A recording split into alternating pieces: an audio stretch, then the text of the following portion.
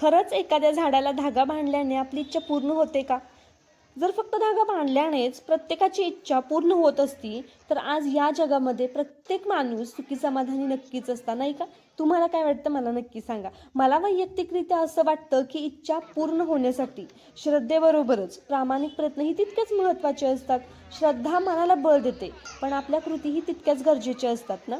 तर आज आम्ही आलेलो होतो हैदराबादमधील तिरुपती बालाजीला, जे की तिरुपती बालाजीचं मूळ स्थान हैदराबादमध्ये आहे, तिथेच आम्ही आलेलो होतो. आता अनेक जण असं म्हणतात की हैदराबादमधील या तिरुपती बालाजी मंदिरामध्ये ना मनापासून प्रार्थना केली जाते, तर आपल्या इच्छा पूर्ण होतात.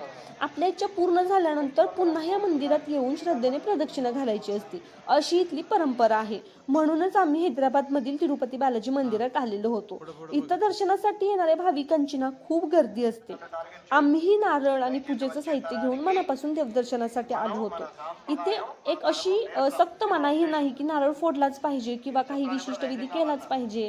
प्रत्येकजण आपल्या श्रद्धेनुसार, आपल्या परंपरेनुसार आणि आपल्या मनापासून प्रार्थना करत असतो. आणि खरं सांगू का, तर मी याआधी या मंदिरामध्ये आलेले होते. त्यावेळी मी मनापासून एक इच्छा व्यक्त केलेली होती आणि म्हटलं होतं की जर ही माझी इच्छा पूर्ण झाली तर मी नंतर तुमच्या दर्शनासाठी येईन आणि माझ्या इच्छेने प्रदक्षिणा घालीन. आणि माझी ती जी इच्छा आहे ना ती पूर्ण झालेली होती. म्हणूनच ना मी पुन्हा एकदा या मंदिरात येऊन श्रद्धेने प्रदक्षिणा सुद्धा घातल्या आणि दर्शन सुद्धा घेतलं. देवाचं मनापासून दर्शन घेतलं आणि खूप छान समाधानकारक अनुभव सुद्धा मला आलेला होता बरं का. तुम्ही सुद्धा कधी हैदराबादमध्ये आलात तर ह्या तिरुपती बालाजीला एकदा नक्की भेट द्या, एकदा देवदर्शन नक्की करा. तुमची काही इच्छा असेल तर तिथं व्यक्त करा, नक्कीच तुमची इच्छा पूर्ण होण्यासाठी मदत होईल बरं का. दर्शन झाल्यानंतर आम्ही मंदिराबाहेर आलो आणि थोडीफार शॉपिंग करायची होती. इथं ना खूप सुंदर बांगड्या, पूजेचं साहित्य असेल, अनेक अजून काही वेगळ्या गोष्टी असतील, खूप छान छान होतं. आणि ना सगळ्यात जास्त म्हणजे इथल्या बांगड्यांचं जे हे होतं ना ते मला खूप जास्त आवडलेलं होतं. मग म्हटलं चला आठवण म्हणून काहीतरी सुंदर बांगड्या आपण घेऊयात.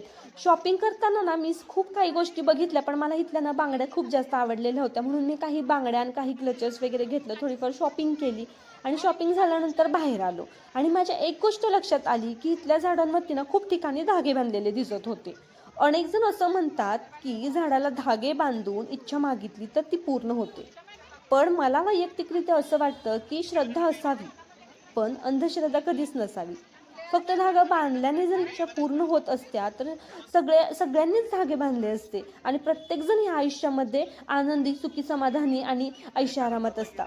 श्रद्धा आपल्याला सकारात्मक ऊर्जा देत असते, पण त्या इच्छेसाठी मेहनत घेणंही तितकंच महत्त्वाचं असतं.